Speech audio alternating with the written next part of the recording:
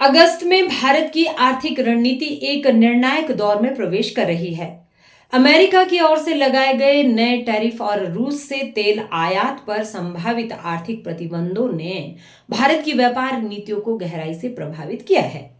अमेरिकी राष्ट्रपति Donald Trump ने अपने social media platform truth social पर घोषणा की है कि भारत से आने वाले कई उत्पादों पर 25% टैरिफ लगाया जाएगा और रूस से आयातित रिफाइंड पेट्रोलियम प्रोडक्ट्स पर आर्थिक दंड की सिफारिश की गई है।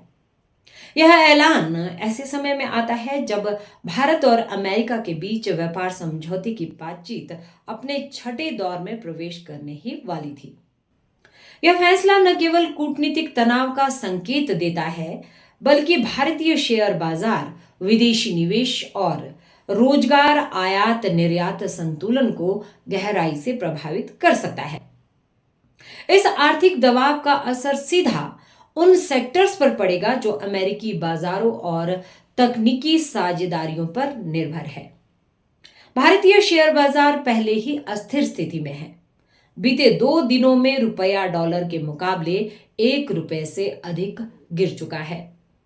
घरेलू निवेशकों ने जुलाई में 52,000 करोड़ रुपए का समर्थन दिया, जबकि विदेशी निवेशक 42,000 करोड़ से अधिक पूंजी निकाल चुके हैं।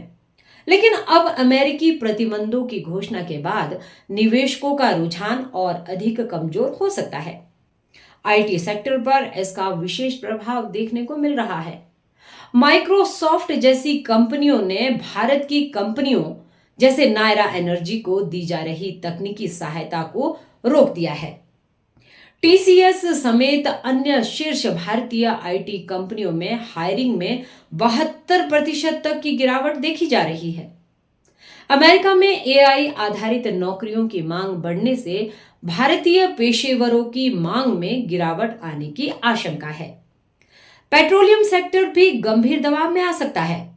भारत रूस से सस्ता तेल खरीदकर उसका रिफाइन किया गया उत्पाद यूरोप में बेचता रहा है, जिससे कंपनियों को अच्छा लाभ हुआ। लेकिन अब इस रणनीति पर अमेरिकी प्रतिबंधों की तलवार लटक रही है। इससे रिफाइनरों के मार्जिन पर भारी असर पड़ेगा। मैन्युफैक्चरिंग सेक्टर, विशेषकर इलेक्ट्रॉनिक्स, ट्रांसपोर्ट इक्विपमेंट, खनिज धातु, फार्मा, कृषि और डेयरी प्रोडक्ट्स पर 25% टैरिफ का सीधा असर होगा। इससे न केवल भारत का निर्यात प्रभावित होगा, बल्कि छोटे और मध्यम स्तरीय की कंपनियों की प्रतिस्पर्धा भी कमजोर पड़ेगी। कॉरपोरेट क्षेत्र के लिए सबसे बड़ा खतरा अमेरिका से तकनीकी और बैंकिंग सहयोग के टूटने का है। भारत की कई कंपनियां फिनटेक, क्लॉथ, हेल्थ टेक और साइबर सिक्योरिटी के मामले में अमेरिकी सहयोग पर निर्भर है। यदि यह तंत्र बाधित होता है तो पूरे तकनीकी इकोसिस्टम को झटका लग सकता है। इन घटनाओं के बीच भारत की चीन और रूस के साथ बढ़ती नजदीकियां एक नई वैश्विक दिशा की ओर संकेत करती है। प्रधानमंत्री नरेंद्र मोदी के अगस्त के अंत में बीजिंग में आयोजित शंघाई सहयोग संगठन एससीओ सम्मेलन में भाग लेने की संभावना जताई जा रही है। यह दौरा अमेरिका को एक राजनीतिक और कूटनीतिक संदेश भी हो सकता है कि भारत अब बहुध्रुवीय वैश्विक गठबंधन की ओर अग्रसर है।